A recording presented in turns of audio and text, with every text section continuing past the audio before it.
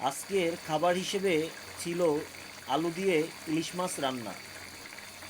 সব কিছু মিলায়া তরকারিটা খুব ভালোই লাগতেছিল। আর আলু তো জানেনই সব কিছুর সাথেই যায়, তাই আমার কাছে ভালোই লাগছে।